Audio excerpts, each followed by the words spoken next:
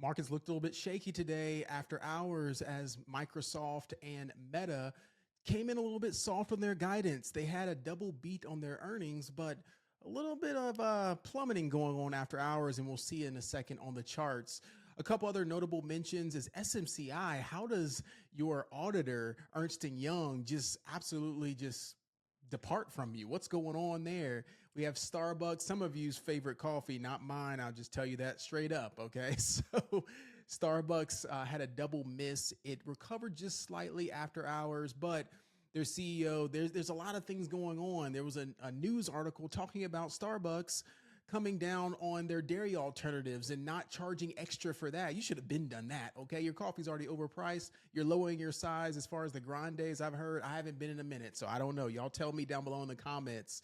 Right. There's a couple other notable mentions. Carvana blew it out of the water today after hours. Could you think about buying cars in a vending machine on your phone, online, getting it delivered, getting you an instant quote to sell your car? There's so many things to talk about in today's video. I want to keep it short, sweet, and to the point, give you those updates that you may need to be successful in the markets.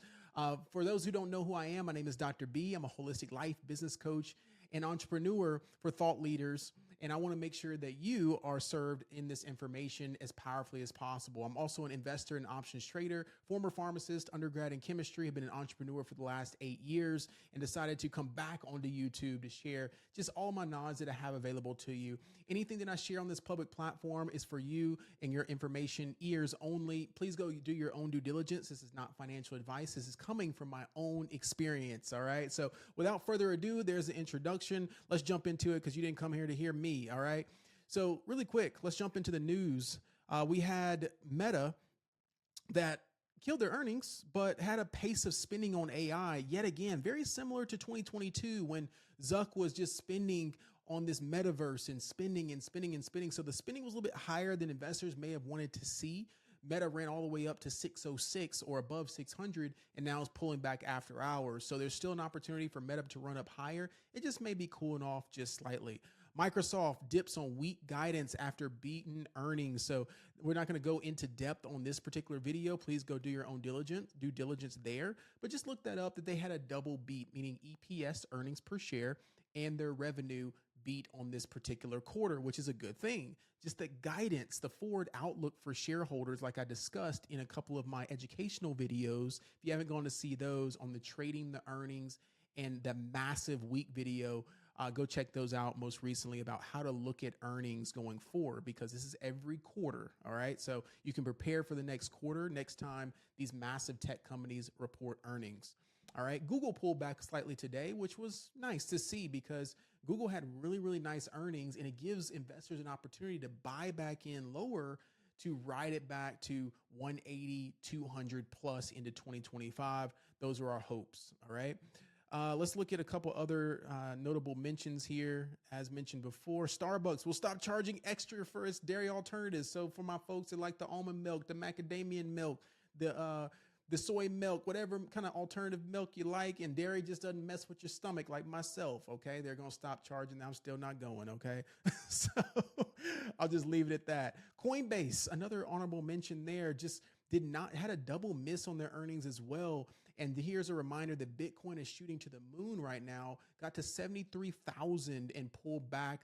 But Coinbase, or a couple of the notable mentions on the crypto side, the miner companies, they don't always move in association with Bitcoin. So you need to treat them as a separate company. But I still personally think that Coinbase could ride higher. It's just been getting beat down over earnings, and it's tough to see where it's actually going to settle in. But long term, I think Coinbase is still a leader in beginners or anyone buying their crypto there. Obviously, do your own due diligence and putting it in a hard wallet and understanding more about the crypto side. All right.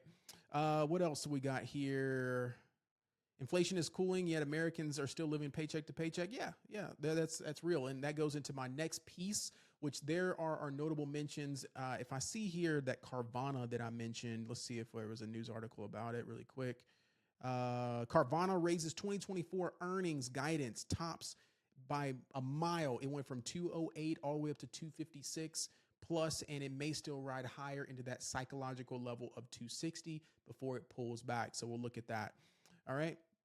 Let's jump into our PCE data, which we have tomorrow, which is very, very key on our docket. That means that we want to know, for really the Fed needs to know how our personal consumption expenditure is. Okay. Meaning our insurances, our groceries, our gas, our utility bills. How is our clothing when we go to stores? How is us, right? Us as consumers, do we still consider that the expenditure that we're spending out and about on our normal regular day goods, are they overpriced or are they coming down? Now, if you comment down below and say, hey, Brian, they're still overpriced, I would agree with you. But this is based off of a mass amount of surveys, data that they're looking at, and it may potentially lower. You might not realize it in your day to day, but it may be lowered or cooling off, as you just saw on that news article there. So here is the economic data of the St. Louis Fed. And if I come in here to this chart and zoom into the current day, right? Let's see, April 2024. So you can see that our PCE, personal consumption expenditures, right now at the time of this recording, April 2024, has been slowly going up, right? Slowly going up. Now let's see if we can tighten this a little bit. I don't really see any slowdown.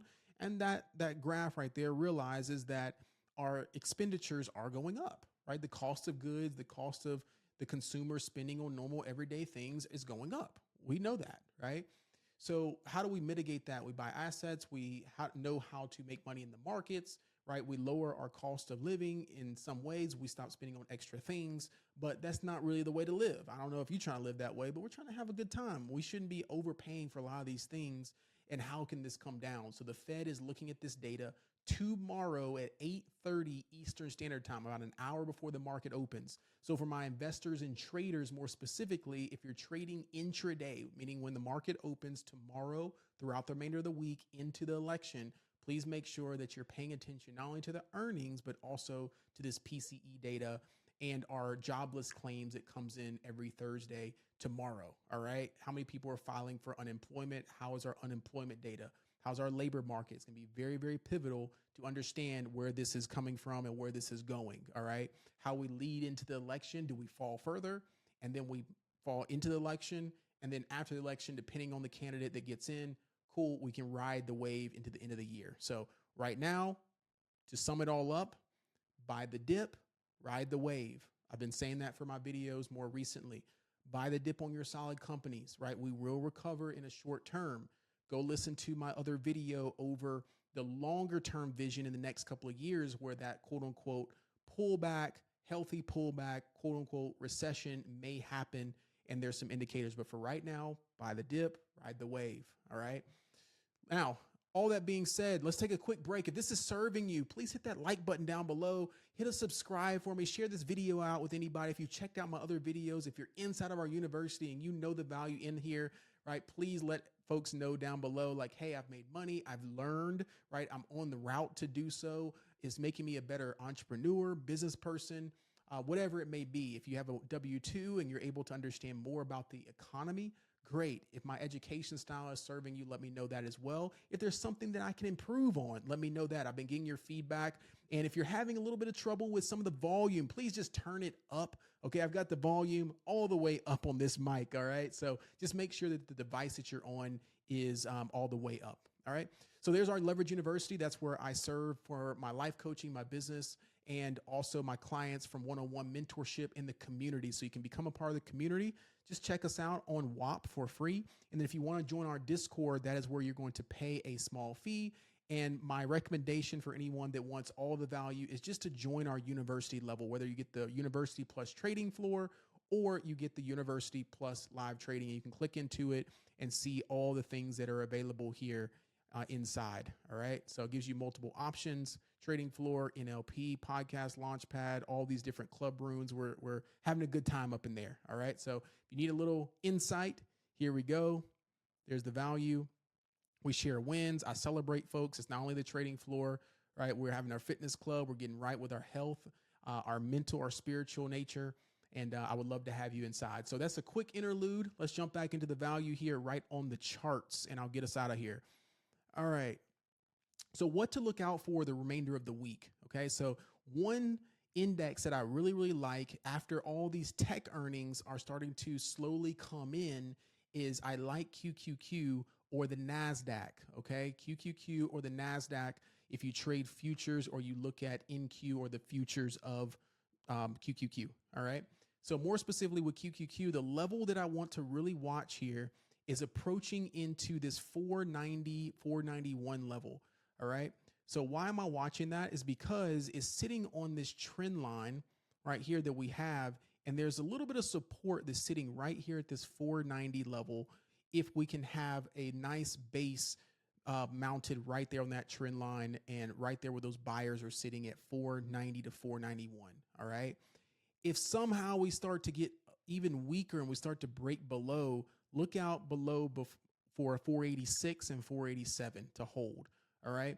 So ultimately, I would love for this 491 and you want a reclaim. Okay. You want a reclaim. So it would look something like this in the morning if we get some type of good PCE data. Okay. Remember, the data comes out in the morning before the market opens. If we get some kind of good PCE data, I'd want to see that push back above 494. And that's where the bulls would step back in and we can get strong to go back to that 497 and 500 plus level. All right. So those are my levels on QQQ. Please keep an eye out. I love this particular chart. If I turn on slightly some indicators just to see, you can see that the 20-day moving average is sitting right there at 492 roughly. All right. So if we get, I'm just giving a little bit of wiggle room just in case we get a little bit of weakness, but right there into that 20-day moving average, I would love to see a reaction off of there. And then maybe get some starter call entries for QQQ. All right. SPY. Level on SPY, we need to see 577 to 578. Okay. So here's how we closed today. We did close above that 578 level, which is 5,800 on SPX. Okay. Was the actual S&P. But you see here after hours, we're slowly starting to get a little bit weaker here, forming lower highs like that and starting to come down pretty aggressively off of that level. So again, when we're coming aggressively and we have aggressive sell, I want to typically give that index or stock a little bit more room to breathe, as I like to say. So that means I'd like to typically give it to the lower end ranges just in case it gets aggressive, very similar to right here. So it got really aggressive, came all the way down. So if you tried to catch it at 577, it came about another $3 down and then recovered. Okay. So I want to see that 577 hold up on SPY. All right. Look out for 577. And then below that, we've got 575. Okay. 577, 575. So I'll mark that right there. 577. Okay. See that yellow line. I'd love for that to hold. That'll kind of be my starter entry, just watching it. That's kind of like caution area, but the bigger level is 575 and getting a reaction off of that level. All right. So there is SPY and QQQ. I love the charts, how they're breaking ranges and getting a little bit more volume in one direction so we can trade it a little bit easier. All right. I really personally don't like chasing the downside. So for anyone that's looking for puts, right, you may see that this is going down. So you're like, Brian, why aren't you playing puts on this? Right? Because we're pushing into support ranges. We play calls or consider calls off of support, and we consider we consider calls off support. We consider puts off of resistance, right? So if we break below these support ranges, okay, may consider some puts, but we could easily, we're still in a bull market. We could easily come down and rip back up. All right. So that is why for my beginners out there, maybe why you have been unsuccessful for some of these is you chase whatever color you see. So if you see red, you immediately start chasing puts. If you see green, you immediately start chasing calls. We're already in those positions, right? We're already in, we want to buy low, sell high. We want to sell high, sell low. All right. Buy high, sell low, right? For puts. So if I see a red candle coming down here, where are the buyers? They're sitting right down here where you see this change in direction, right? 489, 491, 492. Do You see these reactions off of where I've drawn this area. So if approaching that area again, I do not want to short or play puts into where the buyers are present. Okay. So there is a quick little snippet of SPY QQQ. All right. Some other honorable mentions. I may consider Microsoft and Meta, but I'd rather personally just trade QQQ because there's still a lot of like volatility moving around, and I'd rather just trade the whole tech sector more specifically if we can get that good reaction off of that level, just because like Meta is so volatile on a Thursday. I don't know if me personally want to mess with that because we've had a good week and there's a lot of more trading opportunities coming forth once all the dust settles. Okay, we still got Amazon and Apple reporting tomorrow after the close. All right, so Microsoft could be a consideration, right? Just because Microsoft, in my opinion, moves very well and it could have, a manageable reaction. Meta, in my opinion, I've traded Meta. I like trading Meta. You can make a lot of money, but it is an absolutely wild bull. Okay, it's like Meta and Tesla, and then Microsoft, and then you can manage on the way down, depending on your trading style. All right, so I'd rather just trade personally the whole sector of QQQ if I can trade those levels pretty solidly and see where those tech stocks find support. All right. Let's go into quick levels. If you do want to trade Microsoft, look out for this 416. It's right on this trend line. So 415, 416, and maybe a reclaim of 421. Okay. So a break back above 421 or 420 could get you that nice push back to the upside. Okay. So if you know what I'm talking about, great. Again, if you're a little bit confused on this rhetoric and you're just like, I'm getting a little bit confused, this is where you join and I teach these things, or you can look at some of the beginner videos. Okay. So calls off of this area, consider 416 if it holds. If we reclaim above 420, right, you can get a nice push potentially back into 426 and then ultimately 430. All right. Look out for that. AMD just absolutely beat down. I'm staying away from this personally until AMD maybe pushes into 145. I may consider it. So it is definitely oversold, right? But AMD is just been it's just been showing that is no competitor to NVIDIA for right now. And I'm not sure personally where it's going to get settled in. So I'd personally just rather trade NVIDIA off of AMD's weakness because NVIDIA still has some strength behind it. Okay. So we traded NVIDIA today, had a nice 30% trade on NVIDIA, and I loved it personally. So NVIDIA, if you want to trade NVIDIA, because it still has opportunity because its earnings isn't till a couple of weeks out. So still has a really good movement to it. Watch NVIDIA at 136, 137 again. Okay, there's a little bit of a gap fill. Okay, that's where we traded it today, right off this 137 reaction right there, and it reclaimed 137, and we took it to about 140. All right. So watch NVIDIA to push back down into 136 and see if it holds that area. The bottom level of NVIDIA would be more so at 133, and then the bottom level would be ultimately 131 is the next support. Okay. So if the market gets weak, it may want to push down into that 133. So be mindful of this 135, 136 area on NVIDIA if you want to trade it back to the upside for calls. All right. Here's what I'm talking about. There's still a potential for a gap fill back on the upside for NVIDIA.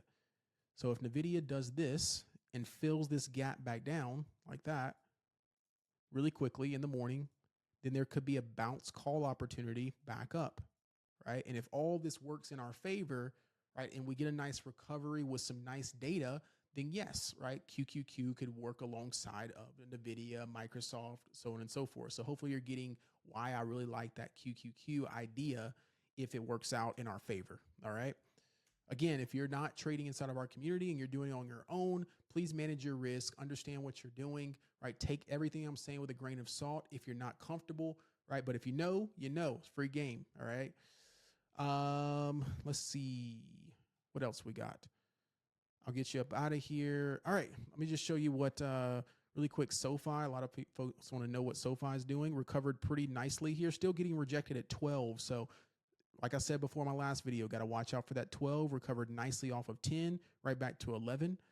Let's look at Carvana. Okay. Carvana, you can see here, massive candle after hours because they killed their earnings, went from pretty much 200 to 250, $50 move on Carvana. All right. Reddit. Okay. Currently in a little position of Reddit, right? Major move on Reddit as well. I want to see if it can cool off just slightly. But looking at Reddit, it is extremely overbought right now. RSI is close to 90 on a daily, 80 on a 4-hour, and still approaching 80 to 85 on a weekly. So need a little bit of a cool off on this thing. So keep an eye out because it could be a great buying opportunity if it does pull back slightly. All right. What else? Let's see. GE is one of the ones that I am kind of keeping on watch here. Okay. Some defense stocks headed into the election and post election. GE had really good earnings, pulled back a little bit. And I'm liking this falling wedge into this support level of 170. You can see here that it's sitting right on this 100-day moving average. Maybe has a little bit further to go. I don't necessarily like that daily candle, how it finished, but I'm liking how the 4 hours looking, starting to build a little bit of a base here. Nice volume off of the daily candle here.